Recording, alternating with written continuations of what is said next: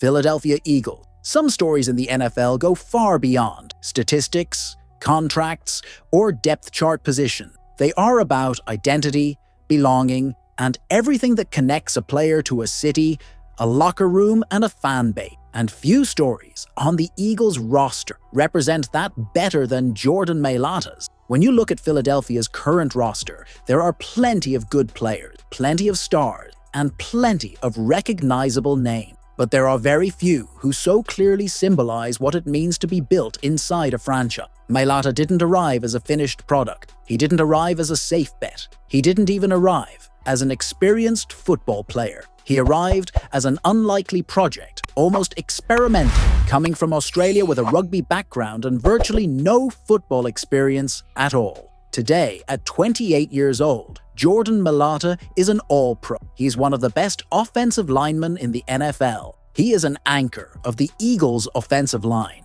And for many, he seemed destined to play at a high level for a very long time. But over the last few days, something has shifted in the way this story is being told. Mailata made comments that drew attention not because they were dramatic, but because they were the opposite. They were honest, almost reflective remarks, suggesting that his career might not be as long as many had assumed. There was no official announcement, no concrete plan, no timeline set in stone, but there was something perhaps more impactful than all of that, an awareness of limits. He made it clear that he understands his time in football is finite, that he doesn't necessarily see himself playing another 5, 6, or 7 seasons. And more than that, he let something deeper slip through. He already sees himself in a phase of transition, leadership, and preparation for whoever comes next. That part matters. Jordan Mailata is in the physical prime of his career. He isn't saying this at 34 or 35, after years of injuries piling up. He's saying it at 28, in the middle of a major contract, at the height of his physical and technical performance with league-wide recognition. That completely changes the weight of his word. Mailata signed a 3-year, $66 million extension with the Eagles and is under contract through the 2028 season. On paper, that secures his place in Philadelphia for at least 3 more years. For many players, that would simply be another step toward an even bigger deal. For Mailata, judging by the tone of his comments, it may represent the final chapter. And that raises a quiet but very relevant question. What if this was always the plan? From the very beginning, Mailata never fit the traditional NFL mold. He didn't grow up dreaming of football, didn't play high school football, didn't follow the conventional college path. He learned the game as an adult, inside a professional environment, with an extreme learning curve. Maybe because of that, he views his career differently. When he says he's already bringing the next guy along, he's saying more than just locker room leadership. He's talking about legacy, about standard, about maintaining the level of play at the position after he's gone. That's not the language of someone planning to play another decade. Philadelphia is a city that values that mindset. It values players who care, who understand the weight of the uniform, who give everything while they're on the field. Mailata didn't talk about numbers, awards, or status. He talked about standards, responsibility, and taking care of the group. He spoke like someone who knows time is limited and wants to make the most of every moment. At the same time, it's impossible to ignore the impact comments like these can have inside the organization, not in terms of panic or immediate urgency, but in long-term planning. Offensive linemen at this level are rare. When you find one, the natural assumption is that he'll be a pillar for many years. But what if that's not part of the player's own vision?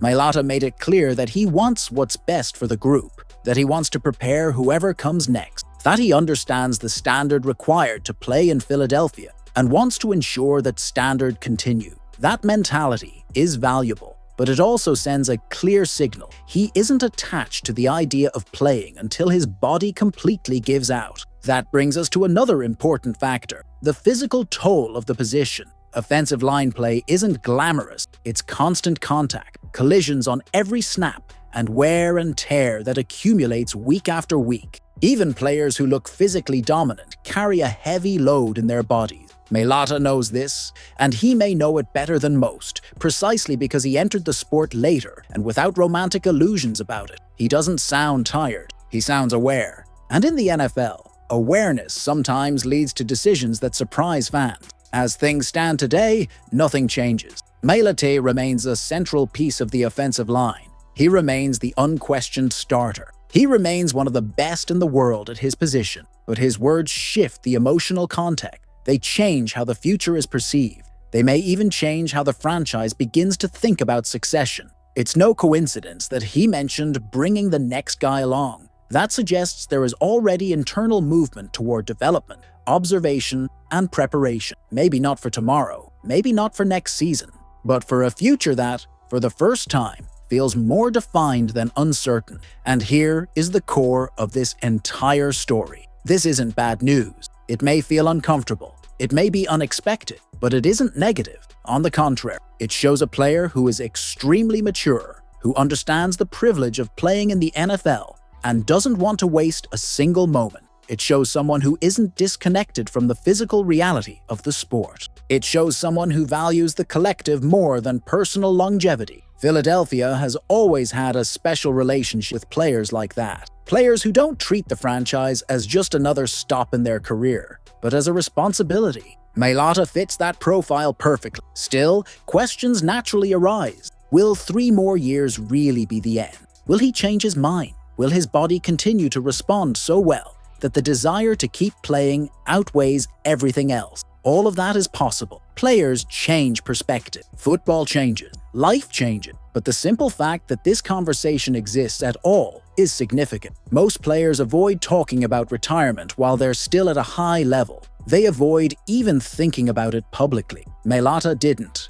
He brought it up naturally, almost like someone who has already come to terms with the idea that everything has a beginning, a middle, and an end. For the Eagles, that creates an interesting scenario. Not an urgent one, but a strategic one. A scenario where planning, internal development, and long-term vision become even more important. Not because Mailata is leaving tomorrow, but because for the first associated time, there is a clearer horizon.